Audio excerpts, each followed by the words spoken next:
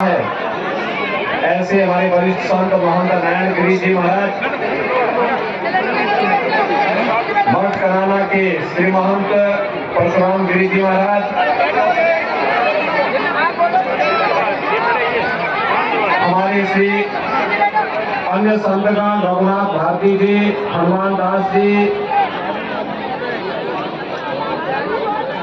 आज के इस कार्यक्रम में उपस्थित माननीय सांसद और चुनाव प्रभारी श्री संगम लाल गुप्ता जी,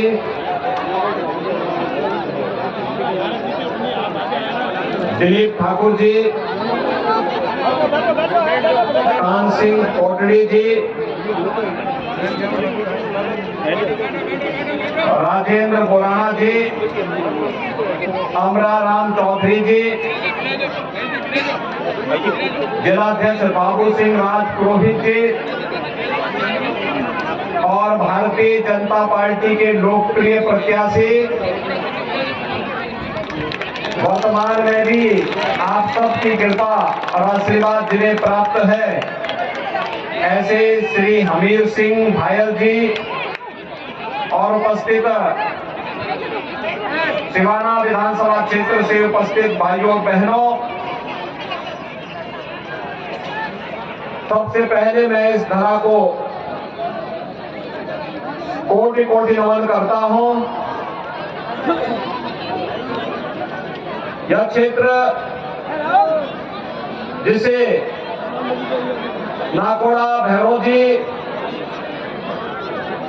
ब्रह्मधाम, आसोतरा, माता रानी भट्याणी और मां नागणेची के पवित्र नागणा धाम को के नाम से जो विख्यात है, इस पावन धरा को मैं कोटि कोटि प्रणाम करता हूं।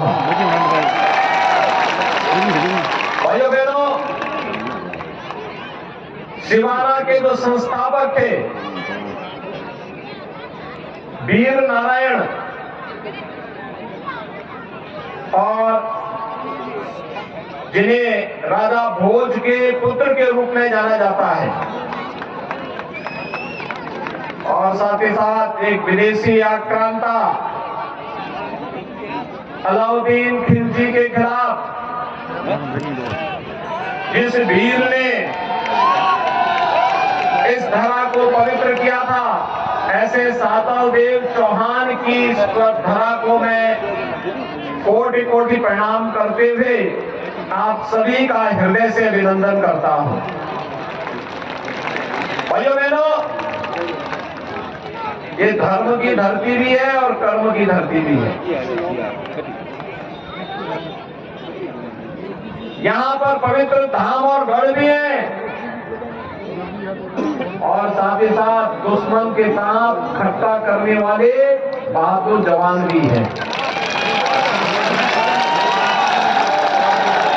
यह हमारे पूज्य संतों की पावन धरा भी है और अपनी भक्ति से इस पूरी धरा को पवित्र करने वाले भक्तों की भी पावन धरा है। इतने अलंकार से अलंकृत इस धरती को बार बार प्रणाम करने की इच्छा होती है और इसलिए भाइयों बहनों, आज मैं आपके बीच में यहाँ पर आया हूँ आपका आह्वान करने के लिए।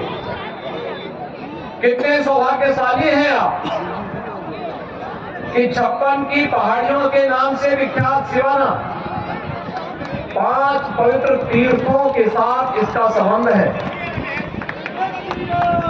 यानी जगत जननी मां भगवती हिंददास देवी इष्ट देवी के रूप में पूज्य है, हल्देश्वर महादेव का स्थान है, कोटेश्वर महादेव का स्थान है, भीड़भंजन महादेव का स्थान है, भीमगोड़ा का पवित्र धाम है।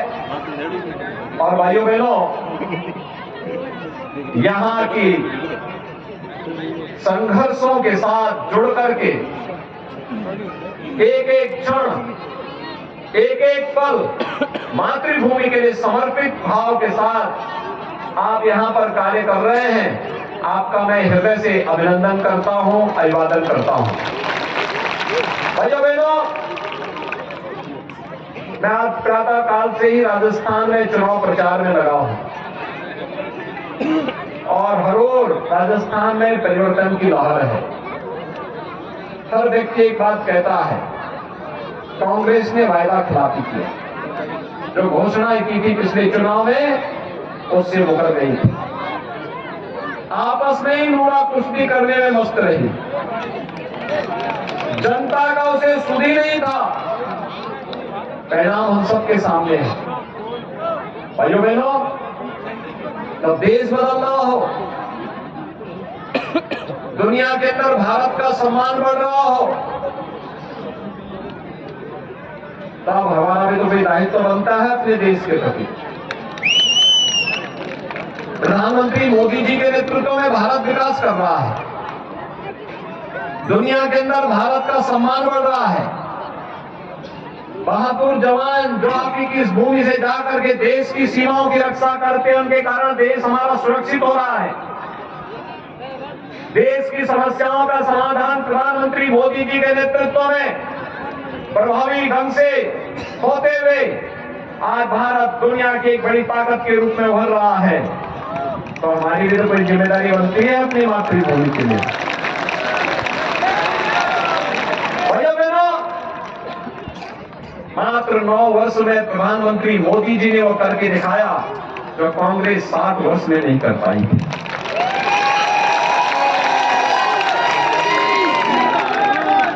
आज देश के अंदर बड़े बड़े इंफ्रास्ट्रक्चर के कार्य हो रहे हैं। अभी मैं भारतमाला मार्ग को देख करके आ रहा हूं, क्या विस्तृत मार्ग है, एक लेन का, पूरे देश को जोड़ने वाला।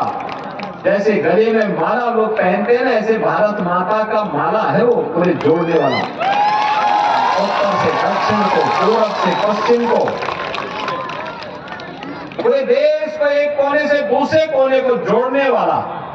और ये केवल देश को ही नहीं जोड़ता है, बल्कि हम सब के दिलों को भी जोड़ने का काम करता है। एयरपोर्ट बन रहे हैं, रेलवे का एक नया जाल रच रहा है, वंदे भारत एक्सप्रेस के माध्यम से हर भारतवासी के मन में अपनी मातृभूमि के प्रति एक नया भाव जगाने का अभियान चल रहा है। इंफ्रास्ट्रक्चर के कार्य तो गरीब कल्याण के भी कार्य। सोचिए, 9 वर्ष में 12 करोड़ गरीब परिवारों को एक शौचालय मिल गया। इन 9 वर्षों में 4 करोड़ गरीबों के लिए एक आवास बन गया। इन 9 वर्ष में 10 करोड़ गरीबों को फ्री में रसोई गैस के कनेक्शन मिल गए। 4 करोड़ गरीबों को बिजली पहुंच गई और फ्री में कनेक्शन भी मिल गए। 50 करोड़ गरीबों को 5-5 लाख रुपए की स्वास्थ्य बीमा का कवर मिल गया। भाइयों बहनों, यही नहीं, तो संकट का साथी है वही सच्चा साथी है। आप याद करिए,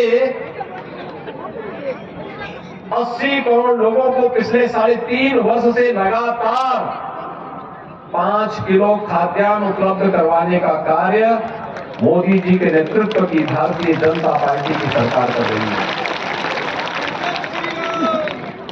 5 वर्ष से और अगले 5 वर्ष, 3.5 वर्ष से कर रहे, अगले 5 वर्ष के लिए जारी कर दिया है इसे। भाइयों बहनों, एक सरकार जो बोलती नहीं लेकिन करके दिखाती है। कांग्रेस ने कहा था कर्जा माफ करेंगे, नहीं किया होगा, लेकिन मोदी जी ने नहीं कहा, लेकिन किसानों को किसान सम्मान निधि का लाभ दे दिया। कांग्रेस देश को आतंकवाद की समस्या देती है, मोदी जी ने धारा 370 समाप्त करके आतंकवाद की समस्या का समाधान कर दिया। भाइयों बहनों, एक तरफ मोदी जी के नेतृत्व में भारतीय जनता पार्टी देश के हित के लिए, विकास के लिए, जन कल्याण के लिए, सुरक्षा के लिए, सुशासन के लिए कार्य कर रही है, और दूसरी तरफ कांग्रेस अपने स्वयं के लिए कार्य कर रही है। जब लोग सूखा झेलते हैं, कांग्रेस के नेता पिकनिक मनाने के लिए निकल चलते हैं। जब देश अतिवृष्टि की चपेट में होता है, कांग्रेस के लोग तब भी देश छोड़ करके बाहर रहते हैं। और जब देश के ऊपर संकट आता है, ये अपने घरों में दुबक जाते हैं। और भाइयों बहनों, कांग्रेस न विकास करा सकती है, न सुरक्षा दे सकती है, न सुशासन दे सकती है। और फिर भारत में रहते हैं तो भारत की आस्था का भी सम्मान नहीं कर सकते। याद करिए, केवल एक उदाहरण ही मैं आपको देता हूं। भाइयों बहनों, 5 साल पहले यहां पे राजस्थान में भारतीय जनता पार्टी की सरकार थी। जन समस्याओं का समाधान होता था, विकास दिखाई देता था। आज पैसा देने के बाद भी ये सरकार काम नहीं कर रही है, विकास के कार्य को आगे नहीं बढ़ा पा रही है। और अपराध तुम्हें तो यानी अपराध में नंबर 1 पर, महिला संबंधी अपराध में नंबर 1 पर, भ्रष्टाचार में नंबर 1 पर, सबसे महंगी बिजली पे टैक्स देने वाला राज्य यहां की जनता है। पेट्रोल और डीजल पर सबसे अधिक वैट देने वाला राज्य राजस्थान है। और तब भी भाइयों बहनों, हर घर नल की योजना पहुंचाने में विफल सरकार है। पैसा केंद्र सरकार दे रही है, लेकिन उसको जमीनी धरातल पर उतारने का कार्य नहीं कर रही है। और सुरक्षा के क्या हाल है, ये तो कन्हैया लाल तेली को हमने देख चुके हैं, कैसे बर्बर हत्या कर दी थी उसकी। भाइयों बहनों, एक तरफ कांग्रेस है जो कांग्रेस कहती है कि देश के संसाधनों पर पहला अधिकार, सबके बावजूद कहती है पहला अधिकार मुसलमान का है। लेकिन मोदी जी कहते हैं देश के संसाधन पर पहला अधिकार गरीब का है, किसान का है, दलित का है, वंचित का है, महिलाओं का है, हमारे नौजवानों का है। और इसके लिए उन्होंने नारा दिया, सबका साथ सबका विकास। कांग्रेस किसी समस्या का समाधान नहीं कर सकती, विकास नहीं कर सकती, गरीब कल्याण नहीं कर सकती, और आपकी आस्था का भी सम्मान नहीं कर सकती। आप मुझे बताइए, अगर मोदी जी या बीजेपी की सरकार केंद्र और राज्य में नहीं होती तो क्या अयोध्या में राम मंदिर की समस्या का समाधान हो गया होता क्या? आज तो हो गया है ना। आज खुश हैं ना, सब लोग खुश हैं, सभी लोग आज इस बात से खुश हैं ना। और आज मैं आप सबसे ये अपील करने के लिए आया हूं कि भारतीय जनता पार्टी की डबल इंजन सरकार उत्तर प्रदेश में आपने देखा होगा। उत्तर प्रदेश में बीजेपी की सरकार आने के पहले हर दूसरे दिन दंगा होता था, कर्फ्यू लगता था। और पिछले 6.5 वर्ष से सरकार है, एक भी कर्फ्यू नहीं लगा, एक भी दंगा नहीं हुआ है। देख रहे हैं ना। और राम मंदिर की समस्या का समाधान ऐसे हो गया जैसे पता ही नहीं लगा हो। अब कोई संदेह है अयोध्या में राम मंदिर बनने में? अब तो नहीं है ना। राम मंदिर बनने में खुश है ना। अयोध्या जाने की इच्छा होती है क्या? कितने लोग अयोध्या जाने की इच्छा रखते हैं? अभिनंदन आप सबका। और मैं इसीलिए आया हूं आज आपके पास। भाइयों बहनों, हमीर सिंह भायल जी को आप तीसरी बार जयपुर पहुंचाइए। राजस्थान में सरकार बनाइए। आपका आशीर्वाद इनको होना चाहिए। और मैं हमीर सिंह जी को से कहूंगा कि आप भी, आपके लिए तो बहुत आसान है। हमारे महामंडलेश्वर नारायण गिरी जी महाराज हैं, पकड़िए उनको, गाजियाबाद में ही रहते हैं। बाबा जुनाखाड़ा के महामंडलेश्वर भी हैं। और बाबा को पकड़िए, बाबा के साथ में और परशुराम गिरी जी के साथ में और अन्य पूज्य संतों के साथ में इन सभी भक्तों को अयोध्या का दर्शन उसके बाद कराने की तैयारी कर रहे हैं।